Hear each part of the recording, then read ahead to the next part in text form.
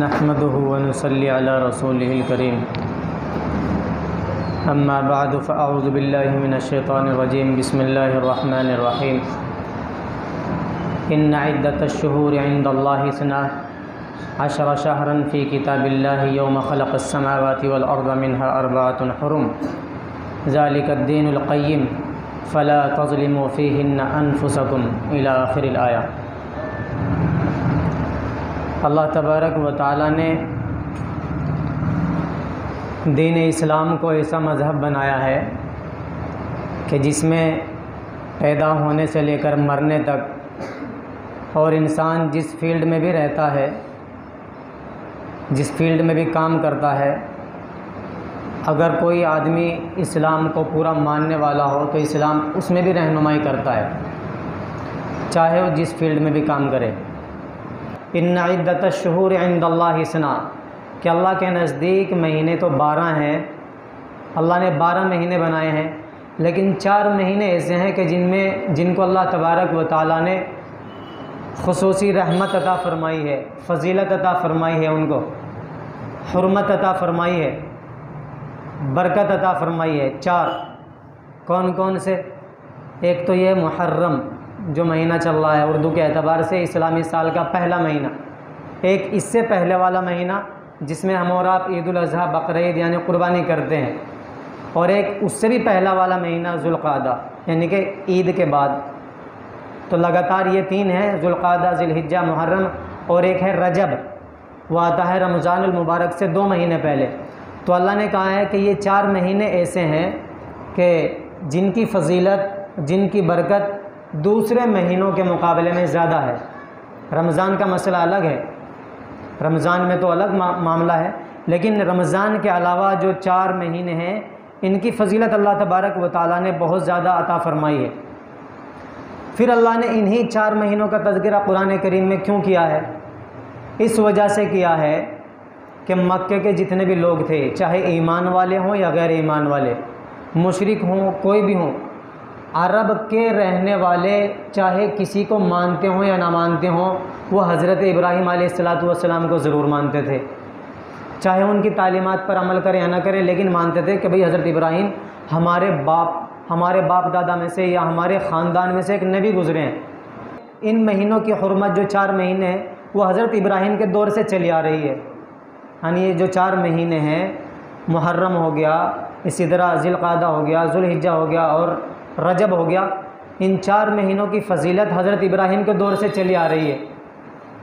عام طور پر کیا سوچتے ہیں کہ جی محرم کو جو فضیلت عطا ہوئی ہے وہ اس وجہ سے عطا ہوئی ہے کہ اس مہینے میں خاص طور سے عاشورہ یعنی 10 محرم کو حضرت حسین رضی اللہ تعالیٰ عنہ کی شہادت ہوئی، اس وجہ سے محرم کو فضیلت ہے۔ نہیں، اللہ کے نبی صلی اللہ علیہ وسلم نے جب مدینہ منورہ ہجرت کی، مکہ مکرمہ سے تشریف لے گیا آپ مدینہ منورہ، تو وہاں جانے کے بعد اللہ کے نبی نے دیکھا کہ یہودی روزہ رکھتے ہیں محرم کی 10 تاریخ کو۔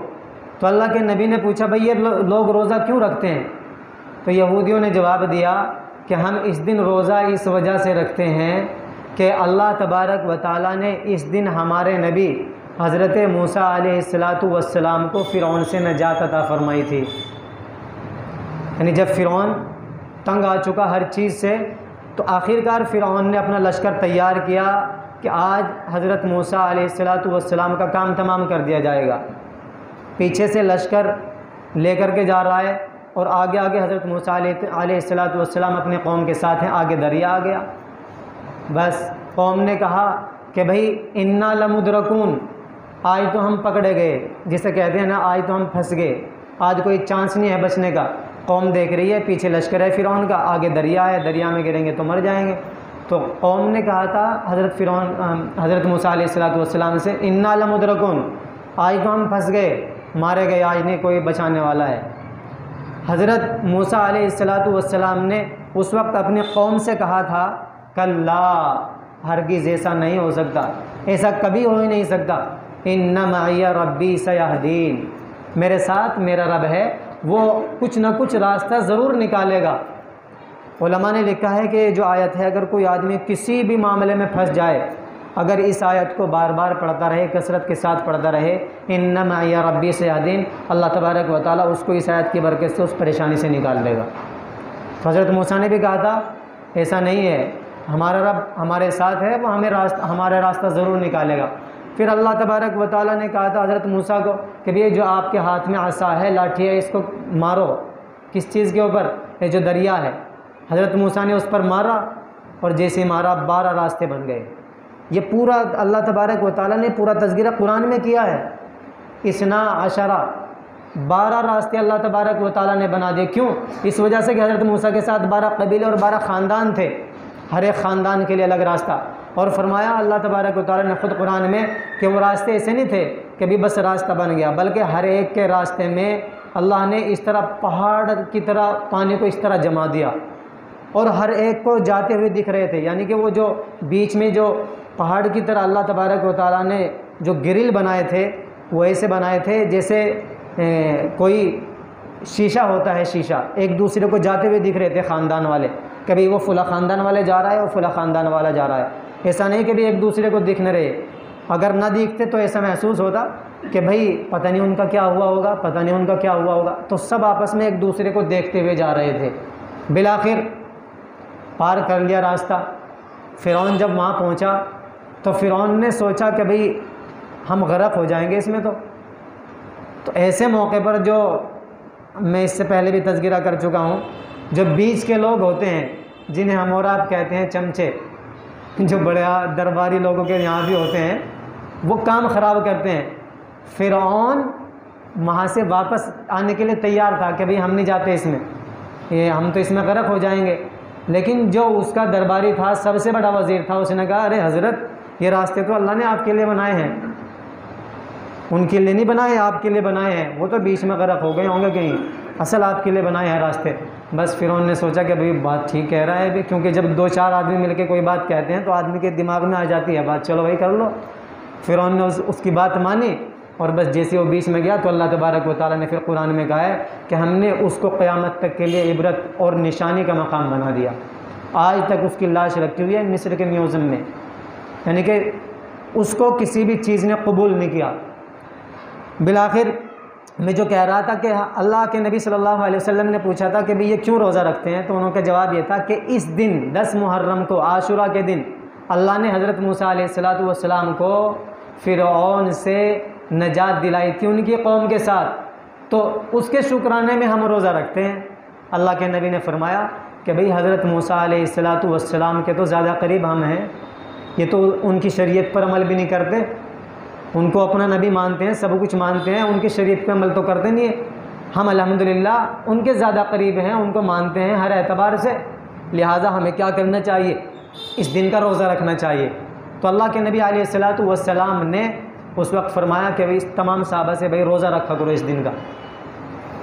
اور ایک بات اور ارشاد فرمائی جو بہت ہی اچھی ہے اور ہم سب کو سننے کے لائق ہے اور اپنی زندگیوں میں اتارنے کے لائق ہے۔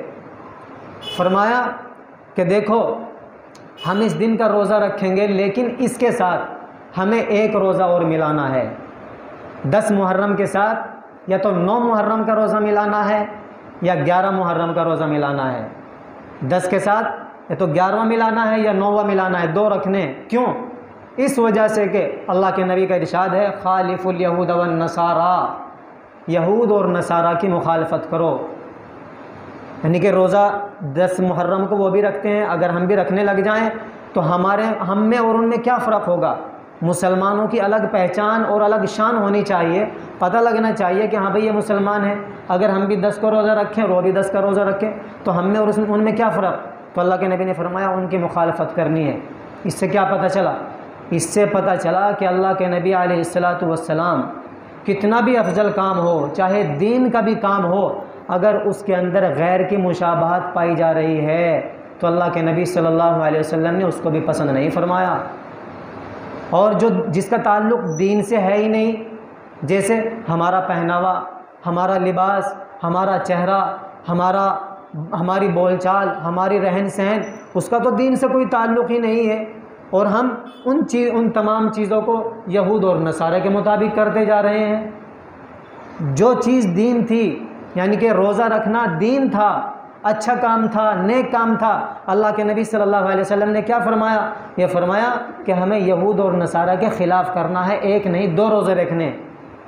دین میں، نیک کام میں بھی اللہ کے نبی یہ فرما رہے ہیں، اور ہم جو دین کے نہیں بلکہ دنیا کے کام ہیں ہم ان کے پیچھے چلے جا رہے ہیں۔ پتہ نہیں چلتا، اگر ایسے معاشرے میں چلے جائیں ہم تو آدمی یہ سوچنے پر مجبور ہوتا ہے کہ بھئی سامنے والے کو سلام کیا جائے یا نہ کیا جائے، کیونکہ پہچاننے کے لیے کوئی چیز ہوتی نہیں، کوئی چیز ہوتی نہیں کہ جس کی وجہ سے پہچان کر کے اس سے سلام کیا جائے۔ جیسے ایک غیر مسلم ہے اسی طرح ہم بھی، جیسے وہ کڑا وغیرہ ہاتھ میں پہنتے ہیں ایسے ہی ہم بھی پہنے ہوئے پھر رہے ہیں، جیسے ہاتھ میں دھاگا وہ پہنتے ہیں ایسے ہی ہم پہنے ہوئے پھر رہے ہیں، جیسے ٹیٹو انہوں نے بنوا رکھا ہے ہم بھی بنائے ہوئے پھر رہے ہیں، جیسی ہیئر کٹنگ ان کی ہے اللہ رحم فرمائے ایسے ہی ہمارے بال ہیں، جیسا ان کا پہناوا ہے ایسے ہی ہمارا پہناوا ہے۔ بڑا افسوس ہوتا ہے، کبھی کبھی ایسا ہوتا ہے کہ کوئی غیر مسلم ملتا ہے، ملاقات ہوتی ہے سفر کے اندر، تو ایسا محسوس ہوتا ہے یہ مسلمان ہے، اس کو دیکھ کر کے سلام کر دیتے ہیں ہم، السلام علیکم، اب وہ چپ چاپ بیٹھا رہتا ہے، اسے کیا جواب دوں؟ بعد میں تھوڑی دیر کے بعد پتہ چلتا ہے تو غیر مسلم ہے۔ اب کسی کو یہ سمجھ کر کے کہ بھئی یار پتہ نہیں مسلمان ہے غیر مسلم ہے، چپ چاپ بیٹھے رہو، تو اوپر سے یہ ہوتا ہے کہ بھئی تمہیں سلام تو کرنا چاہیے کم سے کم، آپ کو پتہ نہیں، بہت سے آدمی ناراض ہو جاتے ہیں۔ تو اس لیے ہم سب کو چاہیے کہ ہم سب اسلام کی طرف آئیں، اپنا پہناوا، اپنا رہن سہن، اپنا سب کچھ اسلام کے مطابق کریں۔ پھر دیکھیں دارالعلوم دیوبند کے مفتی حضرت مولانا مفتی سید صاحب پالن پوری رحمۃ اللہ علیہ سے کسی نے پوچھا تھا کہ پوری دنیا کے اندر اسلام کیسے پھیل سکتا ہے؟ ان کا جواب یہ تھا کہ پوری دنیا کے مسلمان ٹوپی اوڑھنے لگ جائیں۔ تو سامنے والوں نے سوچا کہ ٹوپی، کہ ہاں بھائی اگر پوری دنیا کے مسلمان ٹوپی اوڑھنے لگ جائیں تو پوری دنیا کے اندر یہی نظر آئیں گے۔ اور پھر فرمایا اور اگر یہ کرتا پائجامہ بھی ساتھ میں لگا لیں پھر تو بس ایسا لگے گا کہ بھئی ان کے علاوہ کوئی ہے ہی نہیں۔ اور آپ دیکھو عید الاضحیٰ میں تو کم جمع ہوتے ہیں لوگ، عید الفطر کی نماز میں، عید الفطر کی جب نماز ہوتی ہے تو ایسا محسوس ہوتا ہے کہ بھئی ان کے علاوہ کوئی ہے ہی نہیں۔ اب تو کچھ دنوں سے ایسا ہونے لگ گیا کہ بھئی چلو سڑکوں پہ نہیں ہوتی۔ اگر یہ متعین کر دیا جائے کہ بھئی عید کی نماز صرف عیدگاہ میں ہی ہوگی، اس کے علاوہ کہیں نہیں ہوگی، تو مجھے امید ہے ایسا محسوس ہوگا کہ شہر میں ان کے علاوہ کوئی ہے ہی نہیں۔ تو اس لیے یہ معمولی چیز نہیں ہے، یہ شناخت ہے اسلام کی، شاعر اسلام میں سے ہے۔ ٹوپی، کرتا پائجامہ یہ پہچان ہے مسلمانوں کی، اس کو کم نہیں سمجھنا چاہیے۔ جب انسان کسی چیز کی نقل کرتا ہے تو پھر اللہ تبارک و تعالیٰ اصل بھی عطا فرما دیتے ہیں۔ نقل مار کر کے جب امتحان میں پاس ہوتے ہیں تو جب اللہ کے سامنے ہم نقل کریں گے اور کہیں گے اللہ ہم نے نقل کر لی، کم سے کم اصل میں تبدیل کر دے، تو اللہ اصل بھی پیدا فرما دے گا۔ بہرحال اللہ کے نبی علیہ الصلاۃ والسلام نے فرمایا تھا کہ بھئی اس دن کیا کرو، روزہ رکھو اور اس کے ساتھ ایک اور دن ملا لو، 9 کا یا 11 کا اس کے ساتھ ملا لو۔ پھر اللہ کے نبی صلی اللہ علیہ وسلم نے ارشاد فرمایا تھا کہ بھئی عاشورہ کے دن، 10 محرم کے دن ہو سکے تو اپنے گھر والوں کے لیے اچھا کھانا بناؤ اس دن۔ اچھا کھانے کا کیا مطلب؟ یعنی روزانہ ہم اگر کچھ ایسا نہیں بناتے ہیں تو اس دن ٹھیک بنا لیں۔ روزانہ اگر ہمارے کھانے میں 20، 30، 50 روپے خرچ ہوتے ہیں، اس دن 100 روپے خرچ کر لیں۔ اور یہ کوئی لازم اور ضروری نہیں ہے، نہ سنت ہے، بلکہ مستحب درجہ ہے اس کا۔ فرمایا کہ اگر کوئی آدمی اس دن اچھا کھانا پکاتا ہے اپنے گھر والوں کے لیے، اہل و عیال کے لیے، تو اللہ تبارک و تعالیٰ اس کے رزق میں پورے سال برکت عطا فرماتے ہیں۔ اب اگر کوئی نہ کرے تو اسے ملامت نہیں کرنا چاہیے کہ بھئی کیوں نہیں کیا، اور یہ بھی نہیں کہ بھئی اس میں میٹھا بنانا ضروری ہے، جیسے بہت سے لوگ سمجھتے ہیں کہ بھئی کھچڑا بنائیں گے، محرم اور کھچڑا لازم اور ملزوم ہے، نہیں، ضروری نہیں ہے۔ جو بھی کھانا ہے وہ بنا سکتے ہیں، نہیں بھی بنائیں تو کوئی حرج کی بات نہیں ہے، جیسے پورے سال ہمارا روٹین رہتا ہے اسی طرح بھی کر سکتے ہیں۔ اگر اللہ نے کسی کو توفیق دی ہے تو اچھا کھانا بنا کر کے اپنے گھر والوں کو کھلائیں، میٹھا بنانا بھی کوئی ضروری نہیں ہے۔ بہرحال اگر کر لے بہت اچھی بات ہے۔ 10 محرم کا روزہ بھی اگر کوئی آدمی صرف 10 محرم کا بھی رکھنا چاہے اور کوئی 9 کا نہ رکھے تو اسے یہ نہیں کہا جائے گا کہ بھئی اس نے گناہ کیا۔ بھئی یہ کہیں گے کہ بھئی ٹھیک ہے اس نے ایک رکھا تو کوئی حرج کی بات نہیں ہے، کسی وجہ سے نہیں رکھ پائے 9 کا اور 11 کا 10 کے ساتھ نہیں ملا پایا، کوئی حرج کی بات نہیں ہے، تو اسے یہ نہیں کہہ سکتے کہ گناہ کا کام کیا۔ کیونکہ یہ روزہ رکھنا کیا ہے؟ مستحب ہے۔ اللہ کے نبی علیہ الصلوۃ والسلام نے ارشاد فرمایا رمضان المبارک کے روزوں کے بعد سب سے افضل مہینہ روزہ رکھنے کا یہی محرم کا مہینہ ہے۔ تو اس لیے اس مہینے میں ہمیں زیادہ سے زیادہ کیا کرنا چاہیے؟ زیادہ سے زیادہ روزے رکھنے چاہیے، اور خاص طور سے 10 محرم کا روزہ رکھنا چاہیے۔ اللہ توفیق دے تو اس کے ساتھ 9 کا اور 11 کا بھی ملا لینا چاہیے۔ تیسری بات، جیسا کہ میں نے اس کی طرف اشارہ کیا، بہت سے لوگ یہ سوچتے ہیں کہ جی اس دن کو جو فضیلت عطا ہوئی ہے وہ اس وجہ سے ہوئی ہے کہ اس دن نواسہ رسول حضرت حسین رضی اللہ تعالیٰ عنہ کو شہادت نصیب ہوئی۔ آپ دیکھیں گے کہ اللہ کے نبی صلی اللہ علیہ وسلم نے جب ہجرت کی ہے، ہجرت کرنے کے بعد پھر اللہ کے نبی جب اس دنیا سے وفات پا گئے ہیں، تو اس کے بعد 61 سال کے بعد حضرت حسین رضی اللہ تعالیٰ عنہ کو شہید کیا گیا ہے۔ اور اللہ کے نبی صلی اللہ علیہ وسلم اس مہینے میں روزہ رکھنے کی فضیلت کب بیان فرما رہے ہیں؟ جب حضرت حسین رضی اللہ تعالیٰ عنہ چھوٹے سے بچے تھے۔ تو پتہ چلا کہ اس مہینے کی جو عظمت ہے، قدر اور منزلت ہے، فضیلت ہے، 10 محرم کی جو برکتیں ہیں، رحمتیں ہیں، وہ حضرت حسین رضی اللہ تعالیٰ عنہ کی وجہ سے نہیں، بلکہ وہ تو حضرت ابراہیم علیہ السلام کے دور سے چلی آ رہی ہیں۔ جیسے کسی آدمی کا انتقال جمعہ کے دن ہو جائے تو کیا کہا جاتا ہے کہ بھئی اللہ تبارک و تعالیٰ نے اس کو بہت اچھا دن دیا۔ یہ نہیں کہا جاتا کہ بھئی اس کی وجہ سے جمعے کے دن کی فضیلت بڑھ گئی، یہ کہا جاتا ہے کہ بھئی اللہ نے اس کو جمعے کا دن دیا۔ تو اسی طرح وہاں بھی سمجھنا چاہیے کہ اللہ تبارک و تعالیٰ نے حضرت حسین کی شہادت کے لیے 10 محرم کا دن چنا، بابرکت دن، فضیلت والا دن۔ یہ تمام شہیدوں کے سردار ہیں، تو اللہ نے اس وجہ سے 10 محرم کا دن چنا ہے۔ 10 محرم کو حضرت حسین کی وجہ سے فضیلت نہیں، بلکہ حضرت حسین کو جو فضیلت عطا ہوئی ہے ان کی شہادت کو، وہ 10 محرم کی وجہ سے عطا ہوئی ہے۔ تو اس وجہ سے یہ سمجھنا، اور اس دن پھر دوسری خرافات کرنا کہ بھئی کپڑے پھاڑ دیے، اپنے سینے کو پیٹنا اور اپنے بالوں کو پکڑ کر کے کھینچنا، ماتم کرنا، یہ اس کا تذکرہ پوری تاریخ میں کہیں نہیں ملتا۔ اللہ کے نبی صلی اللہ علیہ وسلم کے بارے میں حدیث قدسی ہے، فرمایا لولاک لما خلقت الافلاک، فرمایا اللہ تبارک و تعالیٰ نے اے پیغمبر اگر آپ کو دنیا میں نہ بھیجنا ہوتا تو ہم اس دنیا کو نہ بناتے۔ اللہ کے بعد سب سے افضل انسان، نبیوں میں بھی انسانوں میں بھی کوئی اگر ہے تو اللہ کے نبی صلی اللہ علیہ وسلم ہے۔ جب وہ اس دنیا سے چلے گئے، پردہ فرما گئے، تو ان کا جانے کا درد امت کو، صحابہ کو سب سے زیادہ تھا، تو کسی صحابی نے ماتم نہیں بنایا، کسی صحابی نے کپڑے نہیں پھاڑے، کسی صحابی نے اپنے منہ کو نہیں نوچا، کسی صحابی نے اپنے سینوں کو نہیں نوچا۔ اور اسی طریقے سے حضرت حسین رضی اللہ تعالیٰ عنہ نے اپنی شہادت سے 2 دن پہلے اپنی بہن حضرت زینب رضی اللہ عنہا کو فرمایا تھا کہ میری بہن اگر میں اللہ کے راستے میں ہلاک ہو جاؤں تو خبردار میرے اس دنیا سے چلے جانے کے بعد ماتم نہ کرنا، اپنی اوڑھنی مت اتارنا، اور رونا اور چلانا مت، اور اسی طریقے سے اپنے سینے کو مت پیٹنا، اپنے کپڑے وغیرہ مت پھاڑنا، ماتم وغیرہ مت کرنا۔ کیوں؟ اس وجہ سے کہ اس سے اللہ تبارک و تعالیٰ ناراض ہوتا ہے۔ اس لیے اس پیغام کو بھی دوسروں تک پہنچانے کی ضرورت ہے، لیکن ان کے ساتھ لڑنے کی ضرورت نہیں ہے۔ اچھے انداز میں ان کو بتلائیں اور سمجھائیں کہ بھئی جب اللہ کے نبی صلی اللہ علیہ وسلم کی وفات پر کسی نے ماتم نہیں منایا، حضرت حسین رضی اللہ تعالیٰ عنہ نے خود منع فرمایا ہے، تو ہمیں اور آپ کو یہ کام نہیں کرنے چاہیے۔ ان کا تعلق دین سے نہیں ہے، بلکہ ہم اپنی چیز کے لیے اور اپنی اس کے لیے کر رہے ہیں۔ آگے اللہ نے قرآن کریم میں ارشاد فرمایا اپنی جانوں کے اوپر ظلم نہ کرو۔ اللہ نے انسان کو سب سے قیمتی چیز جو عطا فرمائی ہے وہ انسان کی جان ہے۔ انسان کی جان بہت قیمتی ہے۔ جان اگر سلامت ہے تو انسان حج بھی کر سکتا ہے، نماز بھی پڑھ سکتا ہے، اور جہاد بھی کر سکتا ہے، قرآن کی تلاوت بھی کر سکتا ہے، نماز بھی پڑھ سکتا ہے۔ اگر جان سلامت نہیں ہے تو کچھ بھی نہیں کر سکتا۔ تو اللہ نے انسان کو کہا ہے کہ اپنی جان کی حفاظت کرو۔ اللہ نے کہا ہے اپنی خوراک غلط مت بناؤ، غلط چیز مت کھاؤ، اتنا مت کھاؤ کہ جس سے تم کیا ہو جاؤ، مر جاؤ۔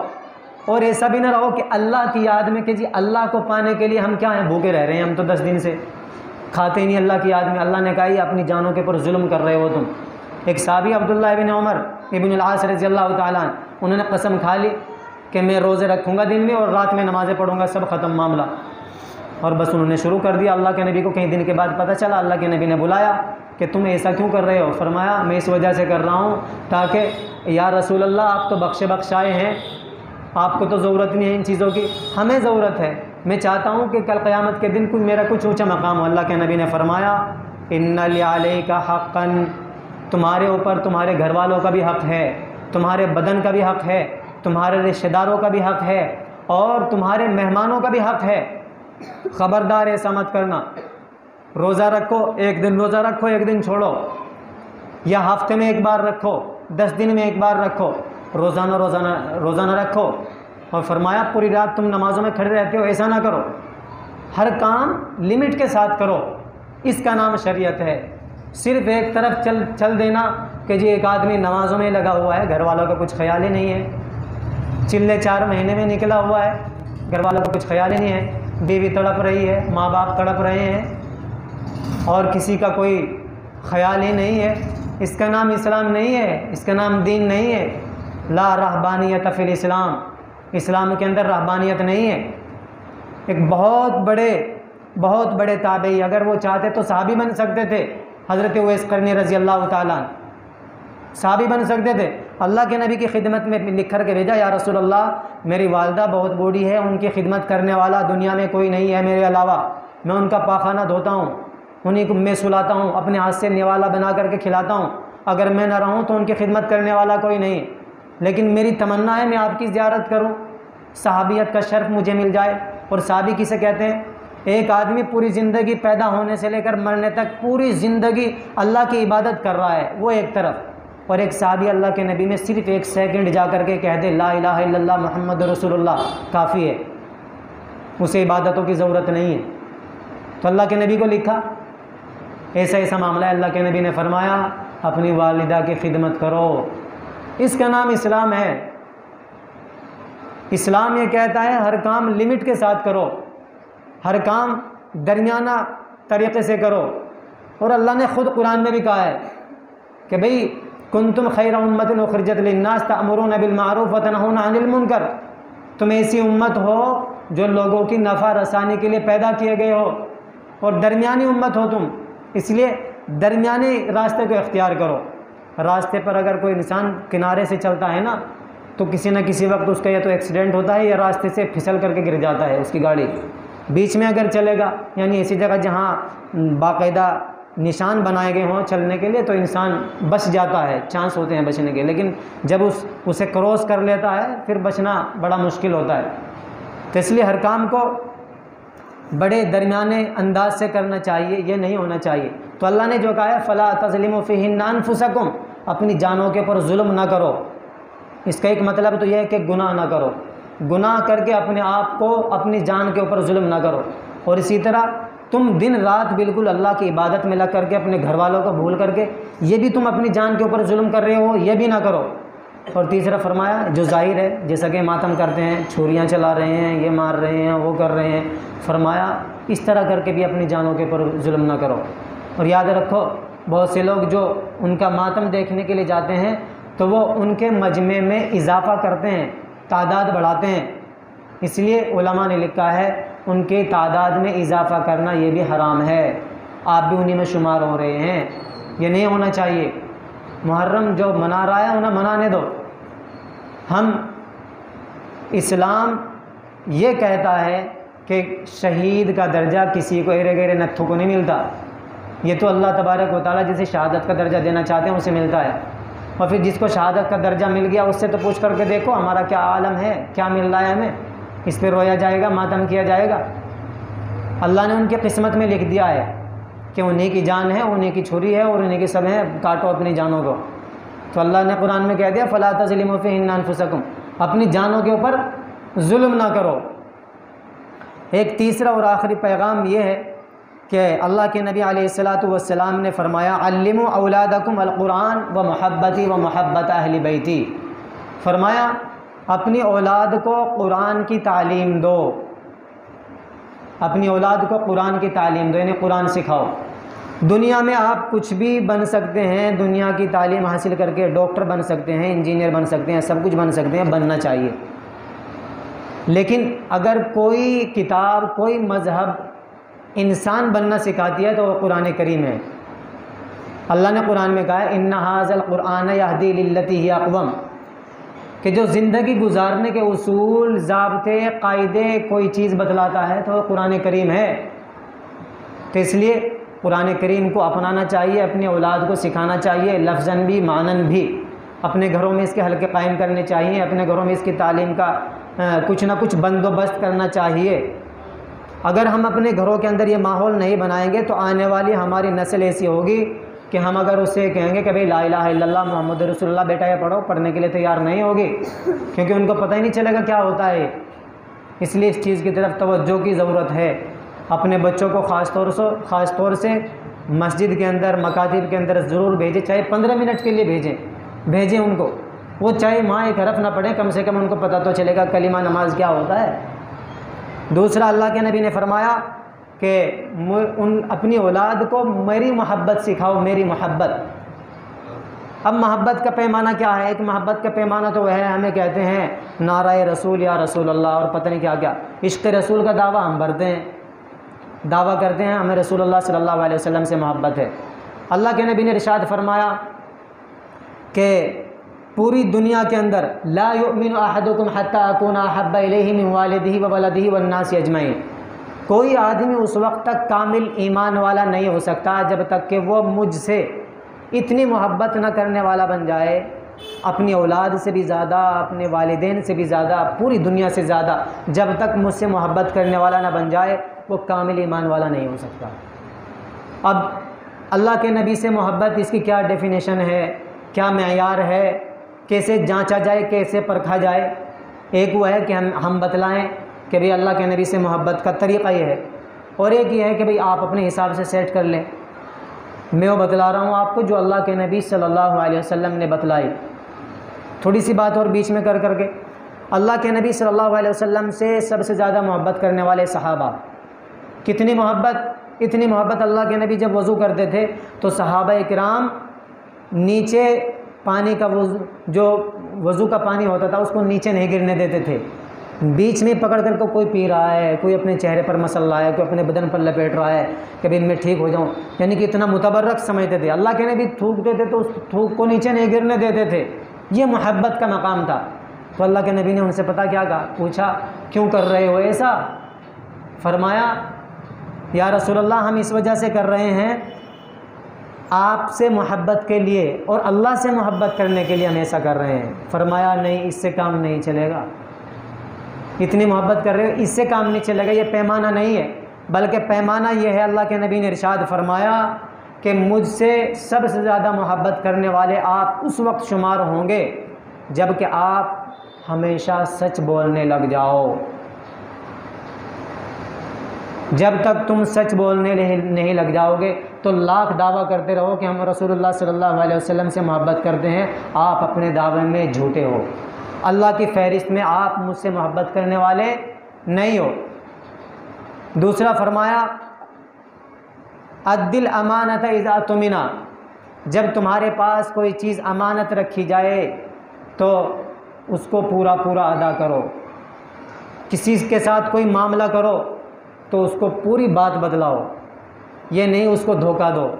جو دھوکہ کرے گا، اللہ کے نبی صلی اللہ علیہ وسلم نے ارشاد فرمایا، وہ اگر یہ کہتا ہے کہ میں مسلمان ہوں اور میں اللہ کے نبی سے محبت کرتا ہوں، اللہ سے بھی محبت کرتا ہوں، فرمایا اللہ کے نبی صلی اللہ علیہ وسلم نے وہ جھوٹا ہے، مجھ سے محبت کا دعویٰ جھوٹا ہے اس کا اگر وہ دھوکہ دے رہا ہے۔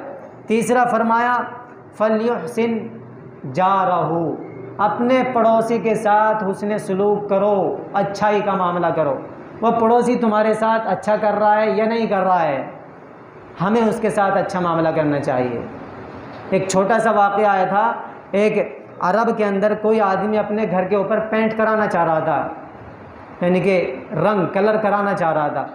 اس کے گھر کے برابر میں دوسرا گھر تھا، تو رات کو روڈ پہ جیسے اپنی گاڑی کھڑی کر دیتے ہیں، پڑوسی کی گاڑی کھڑی ہوئی تھی، صبح اٹھ کر کے اس نے دیکھا اس کی پوری گاڑی لیمینیشن سے پیک۔